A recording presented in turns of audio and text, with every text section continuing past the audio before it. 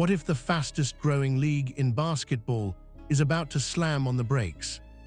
Right now, the WNBA isn't fighting an opponent on the court. It's staring down a battle off it, one that could decide whether the 2026 season tips off on time or not at all. Here, what makes this moment so intense? Owners reportedly put forward what they describe as a record-setting proposal. Massive salary cap jump, max salaries climbing into 7 figures, minimum salaries pushing toward $250,000, expanded roster spots, upgraded housing guarantees for younger players, revenue sharing built into the structure. On paper, it looked like a breakthrough.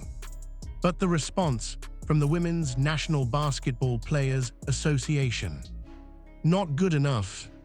That phrase hit like a buzzer beater, except this one didn't win the game. It ignited fears of a league-wide strike. And this isn't happening during a slump. The league has been riding a wave of attention: new stars, record ratings, packed arenas, social media momentum. For the first time in years, it feels like the WNBA is expanding beyond its core audience. Which is why this standoff feels different. This isn't just about bigger paychecks. It's about revenue structure. It's about percentage splits. It's about what players believe they're worth in a league they helped build and what owners believe is financially sustainable. One side says it's about fairness. The other says it's about survival. Training camps are scheduled, opening night is on the calendar, but the clock is ticking and both sides are digging in. So how did negotiations escalate this fast?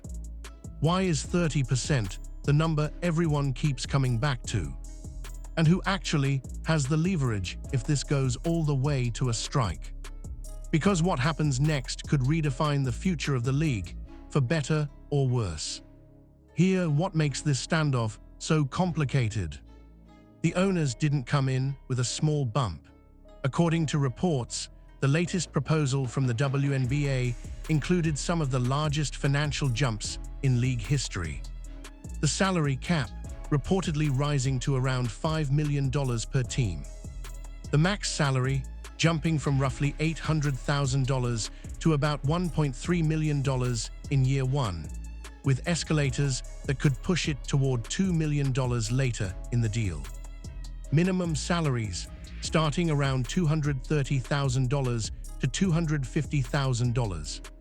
Average salaries climbing past $500,000. And that wasn't all.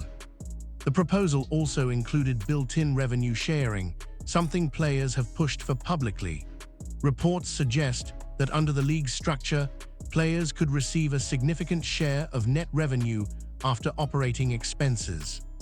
Then came infrastructure upgrades, additional roster spots for development, housing guarantees for first-year and minimum players, reportedly covering apartments for the first 3 years, improvements to facilities and standards.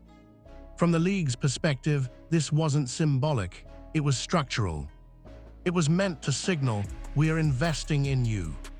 So when the Players Association came back and essentially said the deal still wasn't enough, executives were reportedly stunned. Because this wasn't a minor disagreement over bonuses. This was a full rejection. And that's when the conversation shifted from negotiation to confrontation. But the real flashpoint wasn't the salary numbers. It was a single demand that changed the entire tone of the talks. And once that number entered the room, everything escalated. The moment that stunned league insiders wasn't about housing. It wasn't about minimum salaries. It was about one number: 30%. According to multiple reports, leaders within the Women's National Basketball Players Association, including stars like Breanna Stewart, have made it clear that revenue sharing is a non-negotiable priority in this new CBA. But here, where it gets intense. The players are reportedly pushing for 30% of gross revenue. Not net revenue after expenses. Gross. That distinction is everything. Gross revenue means total money brought in before the league subtracts operational costs, travel, arena expenses, marketing, staff salaries, production costs, and more. Owners argue that agreeing to that structure would fundamentally alter the financial model of the league. From their perspective, it's unsustainable. From the players' perspective, it's overdue. Supporters of the players argue that the league's visibility has exploded in recent years. National TV ratings are up, attendance is climbing, sponsorships are expanding, social media engagement is at all-time highs. With rising momentum, especially around new stars, many believe the athletes deserve a larger share of the pie. But critics say the league still isn't operating like the NBA financially. They argue the margins are thinner, the risks are higher, and locking in a percentage of gross revenue could backfire long-term. So now both sides are dug in. The owners reportedly won't budge on the percentage. The players reportedly won't compromise on the principle. And that's how negotiations turn into brinkmanship. But here, where it gets even more complicated. Because while the financial math is being debated in boardrooms, the calendar is quietly becoming the biggest pressure point of all. While both sides argue over percentages and principles, the calendar doesn't care. The WNBA has already announced the 2026 season schedule. Training camps are reportedly set to open in mid-April. Preseason games follow shortly after. Opening night is scheduled for early May. That means negotiations aren't happening in a vacuum. They're happening against a deadline. And here, where things got even more concerning.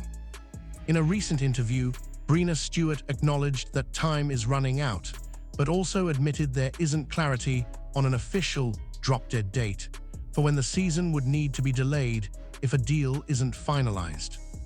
That comment raised eyebrows. Because when you're negotiating at this level, understanding the timeline is critical leverage. Owners know the date, broadcasters know the date, sponsors know the date. If players don't have a hard internal deadline, it weakens strategic positioning. And every day that passes increases the risk of disruption. The irony, the league is arguably experiencing one of its biggest growth waves ever. Attendance is up, media attention is expanding, new stars are driving viral moments and fresh audiences. Momentum is real. A delayed or cancelled season wouldn't just impact paychecks. It could stall the growth trajectory. And that's the gamble. Owners may have diversified wealth. A missed season hurts, but it doesn't erase their portfolios. For many players, though, a lost season isn't just a symbolic stand. It's lost salary, lost exposure, lost leverage. So the question becomes, is this calculated pressure or a high-stakes bet that could spiral? Because if neither side blinks soon, the season won't just hang in the balance. It could shift the power structure of the league for years. But there's another layer here that makes this even more delicate, and it has to do with public perception. Here, where things get even more delicate. Negotiations aren't just happening in conference rooms, they're happening in public. Social media reactions, podcast commentary, headlines framing the standoff as greed versus fairness. Every comment, every quote, every interview clip fuels the narrative. And narratives matter. Some critics have labeled the players' stance as entitled, arguing that with minimum salaries reportedly approaching $230,000, $250,000, and housing support included, the deal already represents historic progress. They point to legends like Sue Bird and Candace Parker, noting that housing benefits have long been part of the league structure. On the other side, supporters of the players argue that past provisions don't justify present ceilings. They say the league's revenue growth, media deals, and sponsorship expansion demand a structural shift, not incremental raises. To them, pushing for gross revenue participation isn't greed. It's leverage during peak momentum. And that momentum is undeniable. With the arrival of electrifying new talent and surging fan engagement, the WNBA is experiencing visibility it hasn't seen before. Some believe this is precisely the moment to push hardest, because leverage is strongest when demand is rising. But here's the risk. If fans begin to view the dispute as players sabotaging a golden window of growth, public support could shift. And once perception turns, it's incredibly difficult to reverse. This isn't just about salary math anymore. It's about who controls the story. Are players standing up for long-term equity? Or are they risking short-term gains at the expense of long-term expansion? Because in labor disputes, perception often influences power just as much as numbers do. And right now, both sides are fighting two battles at once, one at the negotiating table and one in the court of public opinion. But the final piece of this puzzle might be the most uncomfortable truth of all. Here's the part that makes this whole situation feel volatile. The clock is ticking. The 2026 season schedule has already been outlined. Training camps are expected to begin in April. Preseason games follow shortly after. Opening night is locked in. Arena bookings, broadcast schedules, sponsorship activations, all of it is mapped out months in advance. But here's the uncomfortable question. What happens if there's no deal? Reports indicate that even some player representatives have acknowledged there isn't a clearly communicated, drop-dead date publicly defined, and that uncertainty creates tension. Because leagues don't operate on vibes, they operate on logistics. If a collective bargaining agreement isn't finalized in time, preseason gets delayed. If preseason gets delayed, regular season shifts. And if that domino falls far enough, cancellation becomes a possibility. That's not dramatic speculation, that's business reality. From ownership's perspective, delaying a season is painful, but survivable. Billionaire ownership groups have diversified portfolios. They don't rely solely on WNBA revenue to stay afloat. From the player's perspective, a lost season means lost prime years, lost exposure, lost endorsement leverage, lost game checks. And this is where the stakes feel uneven. That imbalance is what makes this standoff feel like high-stakes brinkmanship. One side risks profits, the other risks careers. And yet, neither side appears ready to blink. Players insist that without meaningful gross revenue participation, the system remains structurally flawed. Owners reportedly maintain that gross revenue sharing at 30% before expenses is financially unsustainable for a league that still operates on thin margins. Two immovable objects. And the calendar doesn't care who's right. It just keeps moving. Which leads to the bigger strategic question, is this about 2026 or about the next decade? Here's the part that changes everything. This isn't just about this season, it's about the future blueprint of the league. If the players secure a major gross revenue share model now, it reshapes how the WNBA operates for years, possibly decades. It sets a precedent. It changes negotiation power permanently. It alters how expansion, media rights, and sponsorship dollars are divided going forward. That's why this fight feels so intense. This isn't a short-term salary disagreement. It's a structural power negotiation. Supporters of the players argue that the league's growth trajectory, rising attendance, increased TV deals, and surging cultural relevance means this is the moment to lock in long-term equity. They believe waiting could weaken leverage later. Owners, on the other hand, reportedly view the league as still stabilizing financially.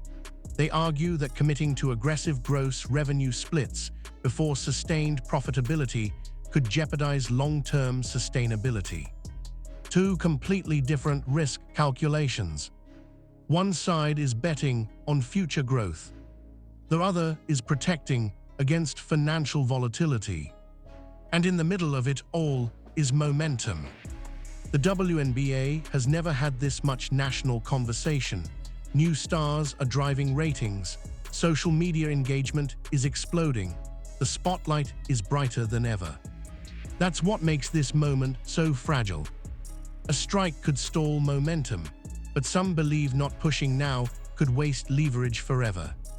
It's a gamble either way. And historically, labor battles in sports rarely end with one side fully winning. They end with compromise after pressure builds to a breaking point. Which brings us to the final question that will define everything moving forward. So here we are. A league rising in popularity. Players demanding structural change. Owners standing firm on financial boundaries. A season hanging in the balance. This isn't just about whether a deal gets signed. It's about what kind of league the WNBA wants to become. If the players hold their line and win significant gross revenue participation, it could redefine their earning power for generations. If the owners maintain their stance and the players eventually concede, it reinforces the current financial framework and limits long-term restructuring. But if neither side adjusts, that's when real damage happens. Momentum in sports is fragile, public attention is fragile, growth windows don't stay open forever. A prolonged strike could cool off casual fans, sponsors could hesitate, media cycles could shift elsewhere. And once attention moves on, reclaiming it is expensive. At the same time, players are increasingly aware of their collective leverage in modern sports. Across leagues, athletes have pushed harder for transparency and revenue alignment. The WNBA players may see this as their defining moment, not just a negotiation, but a statement about value. So the real question isn't just, is the deal good enough? It's this. Is risking the season worth the long-term structural gain? Or is protecting short-term stability more important than resetting the financial model? Someone will eventually blink. Because deadlines don't negotiate. The only thing left to find out is who moves first and what the league looks like when this is over. And that decision could define the next era of the WNBA.